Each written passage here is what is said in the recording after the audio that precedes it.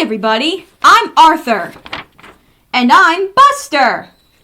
Today we will have McKenzie read the 5th book from the Arthur Adventure series. Thank you, Arthur. Hello everybody, let's get started on the 5th Arthur book. It's called Arthur Goes to Camp.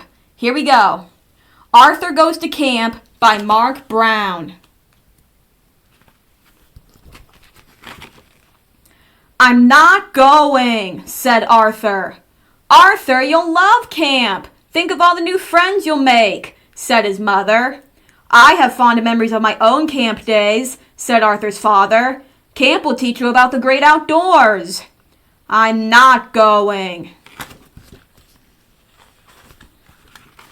Arthur was at the camp bus stop the next morning.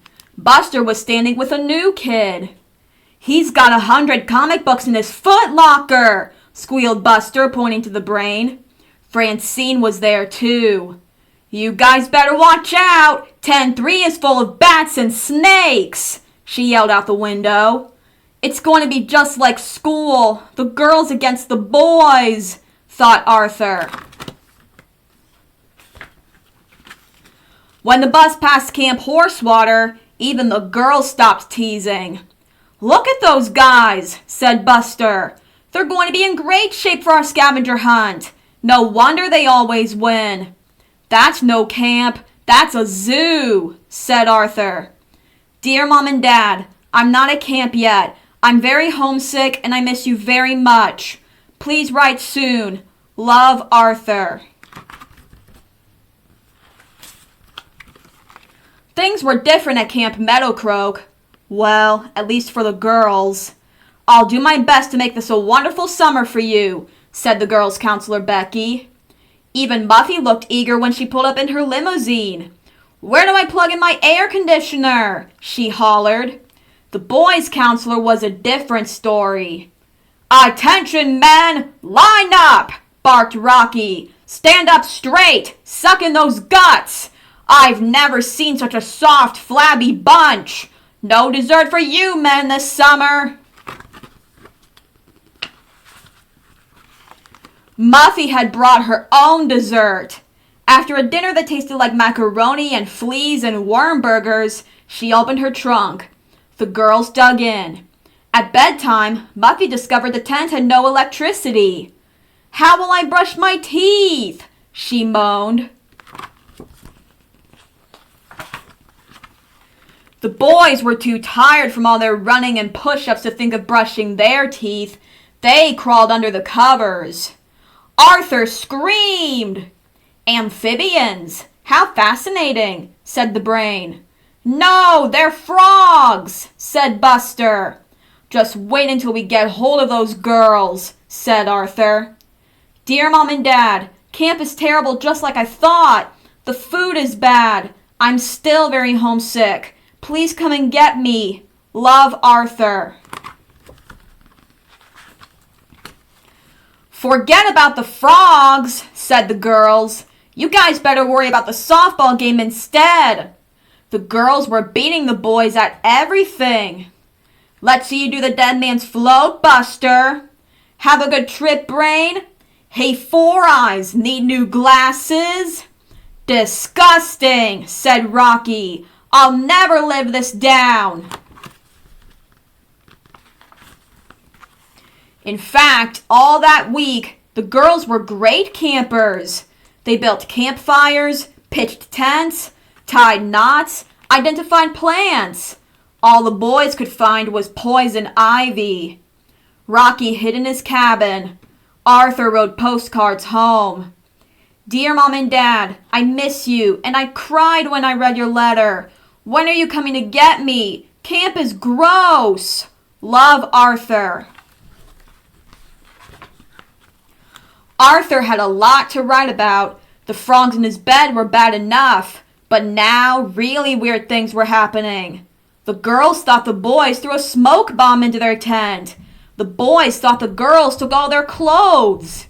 But one night, everybody heard strange noises and footsteps in the woods. It had to be someone else. Dear Mom and Dad, this place gives me the creeps. I've got to get out of here. Love, Arthur. Everyone was too scared to tell ghost stories. "We have to do something," said the brain. "Let's stand watch tonight and find out what's going on." Ooh, girl, ooh. "So that's it! Camp Horsewater!" whispered Buster. "They've been trying to scare us all along!" "Don't worry, we'll fix them tomorrow at the scavenger hunt," said the brain. "I've got a plan, but we'll need the girls' help." Arthur had a plan too. He decided to run away. "Dear Mom and Dad, I decided not to wait for you to come and get me. I think I can remember how to get home. Love, Arthur." The next morning, Becky read the list of things to find. "And be back at sunset," she said. The brain nudged Francine. "Time for phase 1 of the plan," he whispered. "Watch out for bears! The woods are full of them!" she yelled to the Horsewater kids. They just laughed. Nobody noticed Arthur sneaking away.